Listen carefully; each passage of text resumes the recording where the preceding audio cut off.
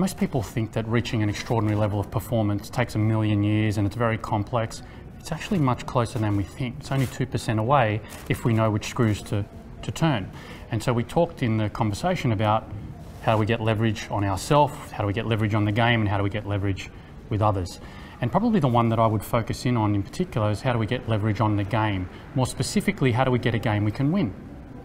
One of the things that I said to the crowd out there is that despite their talent and their capability and their motivation and their intention, many of them will fail in spite of all that, only because they never had a chance in the first place. Right. And so the real challenge is how do you get a game you can win every single time? The challenge is that what happens is people get lost at the level of platitude. So for example, in a real estate world, you're talking to a vendor, they get you to list their property, and you say to them, what's really important to you? And they say, service is really important to me. And you go, great, and off you go.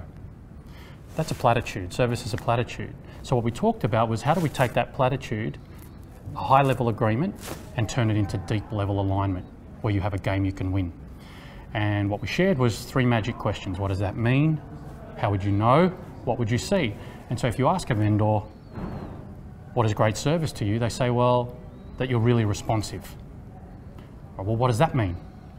That you come back to me really quickly. Well, how would you know? What would you see? You respond to my emails in half an hour, you respond to my phone calls within 15 minutes. I'm never having to chase you, you're chasing me. So now we have a definition for the rules for service. We have a game we can win. What most people are doing, these wonderful people out here, highly committed, intelligent, energized, they're throwing darts at a dartboard blindfolded from 50 yards, hoping they hit once in a while. Whereas at this point in my life, at 47 years old, I'm a bit lazy and a bit grumpy. I want to walk right up to the dartboard with no blindfold and place it right in the middle. So I'm always looking for a game I can win.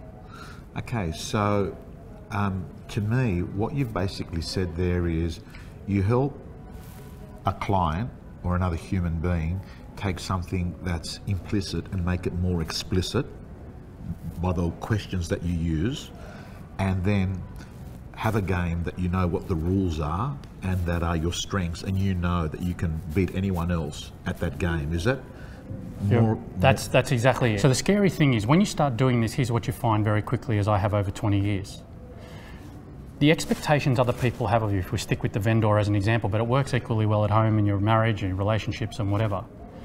Only 1/3 of what others expect of you is conscious to them and spoken to you. Right. That is, they know what they expect of you and they tell you. 1/3, they know, but they don't tell you. Either because they're worried it'll offend you, or they're worried that you'll think they don't trust you, or they think you should know. Right.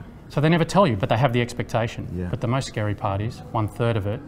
That concludes the free video. As you can see, there are a number of ways that you can be successful in real estate, and the Real Estate Gym is basically making sure that we find everything that every top agent in the country is doing to be successful.